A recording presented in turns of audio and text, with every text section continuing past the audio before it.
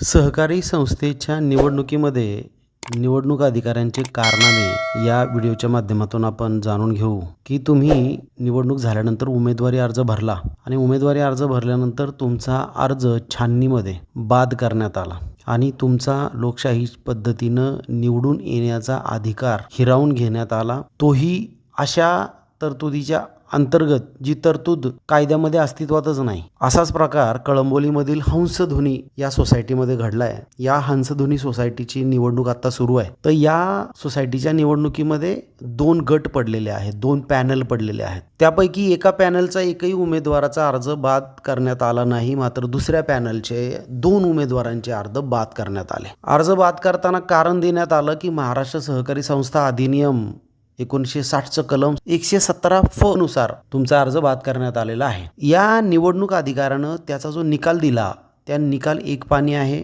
त्याच्यामध्ये त्याचं म्हणणं असं आहे की महाराष्ट्र सहकारी संस्था 1960 कलम 117 फ अन्वये आपली सदनिका किंवा तिचा भाग कोणताही भाग संस्थेच्या पूर्वलेखी परवानगीशिवाय पोटभाड्याने लिव्ह अँड लायसन्स पद्धतीने किंवा काळजीवाहू पद्धतीने दिला असेल किंवा आपला ताबा सोडला असेल किंवा संस्थेतील आपले भागभांडवल आणि हितसंबंध विकले असतील, ती पात्र ठरणार नाही. या तरतुदीनुसार 2 उमेदवारांचा अर्ज बाद करण्यात आला का तर त्यांनी त्यांची जी सदनिका आहे ती भाड्याने दिली होती. मुळात सहकार कायद्यामध्ये 117 फ हे कलमच नाहीये. हे कलम नसताना सुद्धा या निवडणूक अधिकाऱ्याने, ज्याचं नाव निवडणूक अधिकाऱ्याचं आहे संतोष रणशिंगे, हा निवडणूक अधिकारी आहे. काय दिवे लावत असेल तुम्ही कल्पना करू शकता वेगवेगळ्या निवडणुकांमध्ये. तर या रणशिंगेने 2 उमेदवारांचे अर्ज बाद केले. उमेदवारी अर्ज बाद झाल्यानंतर उमेदवाराला सहकार कायद्याचा कलम 152 अ अंतर्गत संबंधित तालुक्याचा जो सहाय्यक निबंधक असेल त्याच्याकडे अपील दाखल करता येतं आणि या दोन्ही उमेदवारांनी तसं अपील दाखल केलं.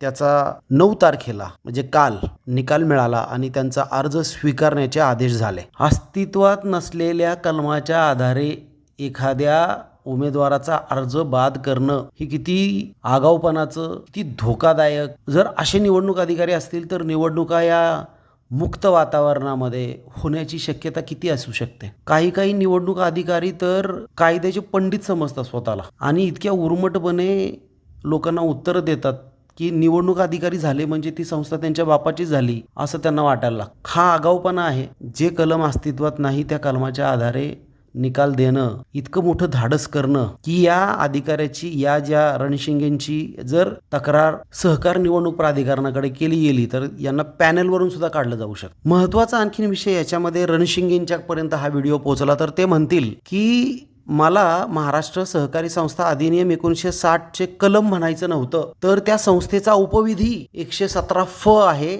त्याच्यामध्ये ही तरतूद आहे म्हणून मी त्यांचा अर्ज बाद केला. मात्र रणशिंगे साहेब, मुळात तुम्हाला निवडणूक अधिकारी म्हणून जेव्हा तुम्ही जबाबदारी स्वीकारता तेव्हा कायद्याचं ज्ञान असण्याची सुद्धा आवश्यकता आहे. किमान स्वतःचं ज्ञान अद्ययावत करण्याची सवय तरी लावून घ्या. कारण असं आहे की सहकार कायद्यामध्ये 154 ब हे प्रकरण जेव्हा समाविष्ट करण्यात आलं तेव्हा त्या 154 ब मध्ये 154 ब 23 कलम हे समाविष्ट करण्यात आलेलं आहे आणि त्यामध्ये उमेदवार किंवा संस्थेच्या संचालक पदावरती, सहकारी गृहनिर्माण संस्थांच्या संचालक पदावरती कोण येऊ शकत नाही याचे नियम दिलेले आहेत आणि त्या नियमामध्ये असा कुठलाही तुम्ही सांगता ती तरतूद नाही. उपविधीमध्ये याचा उल्लेख आहे, मात्र हे उपविधी तुमच्या माहितीसाठी सांगतो, हे उपविधी 2014चे आहेत आणि हे 2014चे उपविधी मधली ही जी तरतूद होती की भाड्याने सदनिका दिली तर तुम्ही उमेदवार बनण्यास अपात्र ठरता, ही मुळातच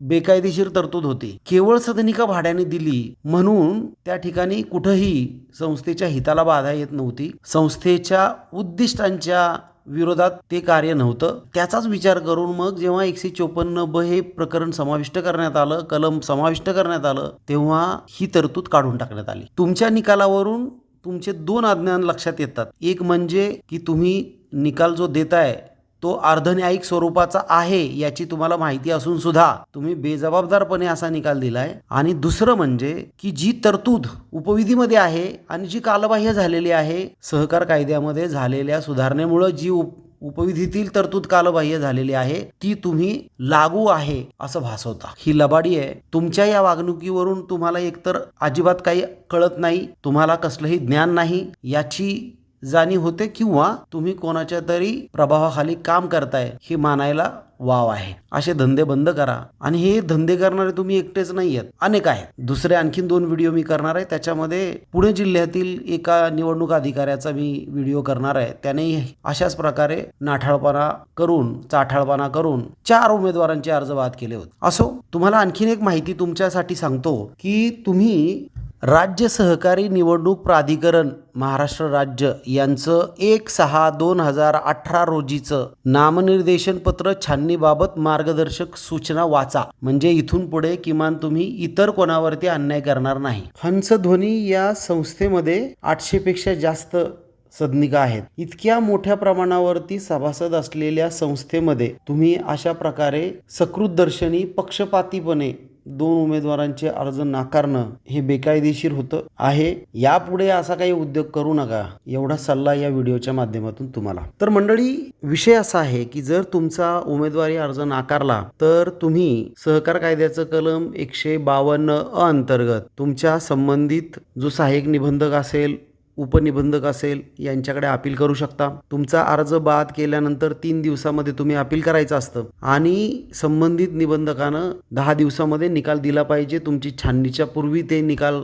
देऊन टाकतात, ते बंधन त्यांच्यावर आहे. त्यामुळे जर तुमचा अर्ज असा बाद केला गेला तर तुम्ही तात्काळ उपनिबंधक किंवा सहाय्यक निबंधक यांच्याकडे, जे कोणी अधिकारी असतील यांच्याकडे तुम्ही अपील दाखल करा. बहुतांश वेळा तुमचा अर्ज हा स्वीकारला जातो, तसे आदेश पारित होतात. आता यामध्ये निबंधकाच्या कार्यालयातून काही गडबड होते का? तुमची बाजू बरोबर असताना सुद्धा निबंधक कार्यालयातले कर्मचारी आ वासून बसतात का? तर माझा अनुभव असा आहे की सहकार खात्याच्या कोणत्याही कार्यालयात जा, तिथे आयुष्याचे भिकारडे बसलेले आहेत. प्रचंड भ्रष्टाचार सहकार खात्यामध्ये आहे. जो उद्योग या निवडणूक अधिकाऱ्याने केलाय तेच उद्योग सहाय्यक निबंधक, उपनिबंधक, जिल्हा उपनिबंधक, सहनिबंधक, विभागीय सहनिबंधक पुण्यामध्ये तर असे बकासूर बसलेले आहेत. परंतु त्यात जाऊन काही फायदा नाही. तुम्ही किती लोकांना ECBच्या जाळ्यामध्ये पकडून देऊ शकता? कारण ह्यांना निलंबित केलं तरी 1 वर्षामध्ये ते पुन्हा पदावर येतात. कारण कायदे जे आहेत